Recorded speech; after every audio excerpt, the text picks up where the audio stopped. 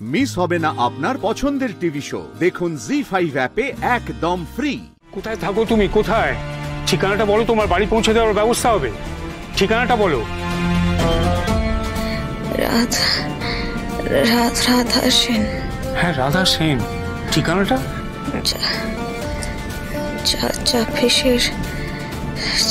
ছাব্বিশের ভবানীপুর বাইলেন।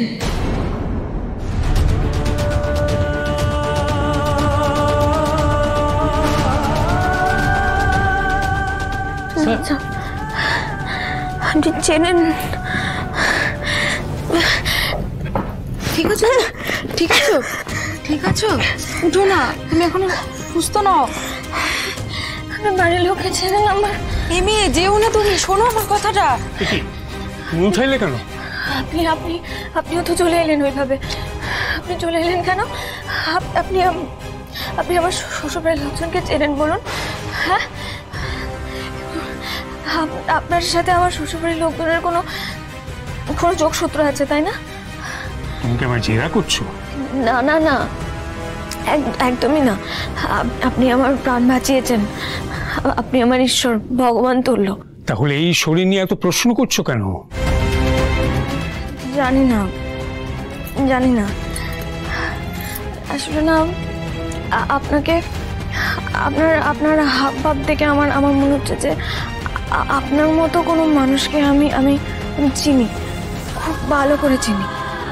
আচ্ছা, আপনার কি ভবানীপুরের সেন মেনশনের সাথে কোনো নিবিড় যোগসূত্র আছে? ভবানীপুরের সেন্ট ম্যানশনের লোকেরাই কি তোমার সঙ্গে এরকম ভয়ঙ্কর নারকীয় কাজ করেছে? না না না, অন্য কেউ, অন্য একজন করেছে এরকম আমার সাথে। তাহলে তুমি এখন কি চাও? ওই সেন্ট ম্যানশনে ফিরে যেতে চাও নাকি পুলিশে যেতে চাও? বাড়ি যেতে চাই।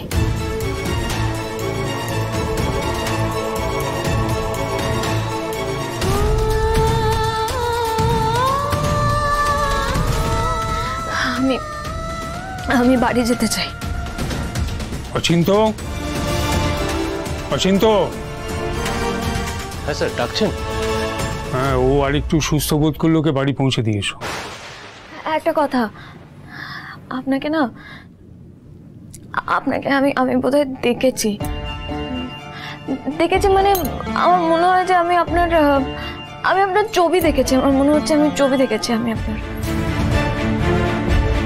দেখোনি, আমার জড় ছবি দেখা তো দূরের কথা, কারো জীবন্ত চোখের তারায় আমার কোনো প্রতিচ্ছবি দেখেছো বলেও আমার মনে হয় না। আপা, আপনি তো একেবারে দেখছি খুব কঠিন কঠিন কথা বলেন, একেবারে পাথর প্রতিমার মতো। কার মতো? পাথর প্রতিমা আছে একজন, আমার জেঠি শাশুড়ি, শ্রীমতী বসুন্ধরা পাথর প্রতিমা সেন। জি5 ডাউনলোড করুন আর সব এপিসোড দেখুন একদম ফ্রি।